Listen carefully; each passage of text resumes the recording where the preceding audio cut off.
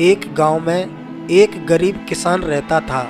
उसके साथ उसकी पत्नी रहती थी। गरीब किसान का नाम भोला और उसकी पत्नी का नाम प्रेमवती था। भोला और प्रेमवती मजदूरी करके अपना पेट भरते थे।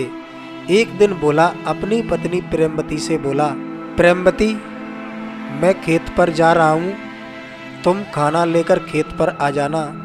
तुम खाना लेकर आओगी तब तक मैं खेत पर कुछ काम करूँगा। ठीक है, तुम खेत पर चले जाओ, मैं आपके लिए खाना लेकर आती हूँ। ठीक है प्रेमवती, तुम जल्दी आना, आज खेत पर बहुत काम है। इतना कहकर भोला खेत पर चला गया। भोला के जाने के बाद इधर प्रेमवती ने खाना तैयार किया और खाना लेकर खेत पर जाने लगी। जाते जाते रास्ते में प्रेमवती को दो औरतें मिलीं। वो दोनों औरतें प्रेमवती से कहने लगीं, अरे ओ प्रेमवती, खाना माना लेकर अकेली कहाँ जा रही हो? थोड़ा हमें तो बता। दीदी, मेरे पति खेत पर गए हैं, इसलिए मैं उनके लिए खाना लेकर खेत पर जा रही हूँ। अरे तू क्यों जा रही है? घर में से और किसी को भेज देती। दीदी, घर में हम दोनों के अलावा कोई नहीं है। अरे तू खेत का बहाना बनाकर किसी यार से मिलने जा रही है और हमें पागल बना रही है। धीरे धीरे प्रेमवती अपने पति भोला के पास खेत पर पहुंच गई। अरे प्रेमवती, तुम आ गई? अच्छा बैठ जाओ, जब तक मैं खाना खा लेता हूँ। प्रेमवती से बात करते करते भोला ने खाना खा लिया। इसके बाद वो दोनों अपने घर आ गए। धीरे धीरे समय गुजरता गया और प्रेमवती ने एक छोटे से बच्चे को जन्म दिया। वो दोनों प्राणी बच्चे को देख देख कर बहुत खुश रहने लगे। एक दिन प्रेमवती की तबीयत बहुत खराब हो गई। अरे सुनते हो, थोड़ा इधर आना, आपसे कुछ काम है। हाँ प्रेमवती, बोलो क्या काम है? अरे तुम इतनी घबरा क्यों रही हो? मैं हूं ना, सब ठीक हो जाएगा, तुम किसी बात की टेंशन मत लो। देखो, हमारे घर में पैसा भी नहीं है और मेरी तबीयत खराब रहती है। अगर मैं मर जाऊं तो तुम बच्चे का ध्यान रखना। अरे प्रेमवती, तुम ये क्या बोल रही हो? मैं गांव के मुखिया के पास जाता हूँ और 5,000 रुपये लेकर आता हूँ, जिससे तुम्हारा इलाज हो जाएगा। इतना कहकर भोला गांव के मुखिया के घर पहुँच गया। अरे भोला, अरे बहुत दिनों बाद आया है, क्या बात है? आज तेरा चेहरा मुझे उदास नज़र आ रहा है। अरे भाई साहब, मेरी पत्नी बहुत बीमार है और मुझे 5,000 रुपये की ज़रूरत है। आप मुझे 5,000 रुपये दे दो, जिससे मैं अपनी पत्नी का इलाज करवा लूँगा। 5,000 रुपये? वो भी तेरे लिए? चल निकल यहाँ से। अरे तेरे घर में अनाज तो खाने के लिए नहीं है, मेरे 5,000 रुपये कैसे लौटाएगा? बेचारा भोला खाली हाथ अपने घर आ गया। भोला के आते ही प्रेमवती ने अपने प्राण त्याग दिए। प्रेमवती, अरे ओ प्रेमवती, अरे इसको क्या हो गया? प्रेमवती, अरे कुछ तो बोलो, मैं कब से गला फाड़ के चिल्ला रहा हूँ। नहीं प्रेमवती, तुम मुझे छोड़कर नहीं जा सकती। प्रेमवती, मुझे माफ करना, गरीबी के कारण मैं तुम्हारा इलाज नहीं करवा पाया। इस तरह रो रो कर भोला ने प्रेमवती का अंतिम संस्कार कर दिया। धीरे धीरे भोला का बेटा 5 वर्ष का हो गया। बेटा राहुल, तू घर पर रहना और किसी से लड़ना झगड़ना मत, मैं खेत पर जा रहा हूँ। इतना कहकर भोला अपने खेत पर चला गया। भोला का बेटा राहुल बच्चों के साथ खेलने लगा। पता है राहुल, आज मेरी मम्मी ने रसगुल्ले बनाए थे और मैंने खूब खाए थे। और हाँ, पता है मेरी मम्मी ने मटर पनीर की सब्जी और पूड़ी बनाई थी, मैंने बहुत खाई थी, बड़ा मजा आया। राहुल, तेरी मम्मी ने क्या बनाया था? थोड़ा हमें तो बता। मैं आपको बताऊं, मेरे घर में मेरे पिताजी हैं लेकिन माँ नहीं है। शाम होते ही भोला अपने घर आ गया। भोला ने घर आकर देखा, उसका बेटा राहुल रो रहा था।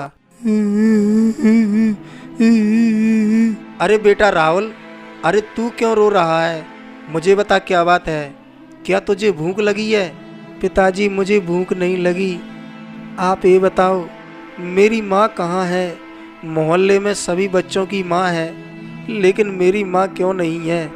बेटा, तेरी माँ 1 महीने के लिए मामा के घर गई है और वो 5-10 दिन में आ जाएगी। तू किसी बात की चिंता मत कर। नहीं पिताजी, आप झूठ बोल रहे हो। अगर 1 माह के अंदर मेरी माँ नहीं आई तो मैं कुआं में डूब कर मर जाऊंगा। नहीं बेटा, ऐसा मत करना। राहुल की बात सुनकर भोला को चिंता सताने लगी। राहुल की खुशी के लिए भोला ने दूसरी शादी कर ली और राहुल के लिए सौतेली माँ लेकर अपने घर आ गया। सौतेली माँ का नाम शांति था। बेटा राहुल, मैंने कहा था 5-10 दिन में तेरी माँ आ जाएगी। देख ये तेरी माँ है। माँ तुम मुझे छोड़कर कहाँ गई थी? तुम्हारे बिना मुझे बहुत बुरा लग रहा था। अब कभी भी मुझे छोड़कर मत जाना। बेटा तू किसी बात की चिंता मत कर, अब मैं तुझे छोड़कर कहीं नहीं जाऊंगी। वो तीनों प्राणी हंसी खुशी की जिंदगी जीने लगे। धीरे धीरे समय गुजरता गया और समय के साथ शांति का दिमाग बदल गया।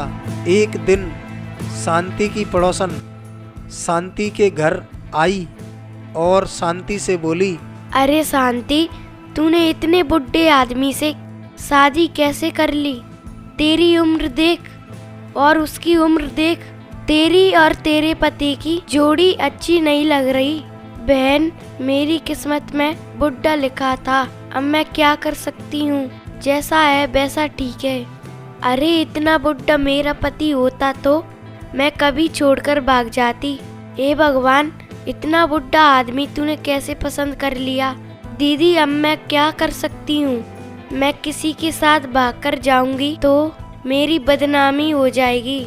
अरे तू एक काम कर, मेरे संपर्क में एक बहुत सुंदर लड़का है और वो लड़का तेरी उम्र का है और पैसे वाला भी है।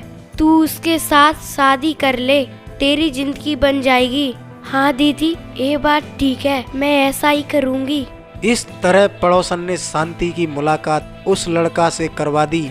शांति छुप छुप कर उस लड़का से मिलने जाने लगी। उस लड़का का नाम राजू था। एक दिन राजू शांति से बोला, अरे शांति, मुझे तुम जैसी पत्नी की जरूरत थी।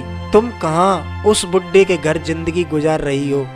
मैं तुम्हारे साथ रहने के लिए तैयार हूँ, मगर उस बुड्ढे के जाने के बाद उसका लड़का घर पर रहता है। मैं आपके साथ कैसे भागकर जा सकती हूँ? अरे तुम उस बच्चे को मामा के घर जाने का बहाना बनाकर ले आओ। हम दोनों उसको जंगल में ले जाकर मार देंगे और फिर तुम मेरी पत्नी बन जाओगी। इतनी बातचीत करने के बाद वो दोनों अपने अपने घर चले गए। शांति, तुम मेरे बेटे का ध्यान रखना, मैं खेत पर जा रहा हूँ। इतना कहकर भोला खेत पर निकल गया। बेटा राहुल, तुम तैयार हो जाओ, आज हम मामा के घर चलते हैं। मामा के यहाँ तेरा भी मनोरंजन हो जाएगा। मैं भी बहुत दिनों से मायके नहीं गई, इसलिए मैं भी घूम आऊंगी। शांति ने बच्चे से छुपकर अपने प्रेमी राजू के लिए फोन लगाया। राजू, मैं बच्चे को लेकर आ रही हूँ, तुम जंगल में आ जाना। हाँ, जल्दी करो, मैं आ रहा हूँ। तुम गहने जेवर और उस लड़के को लेकर जंगल में पहुँचो।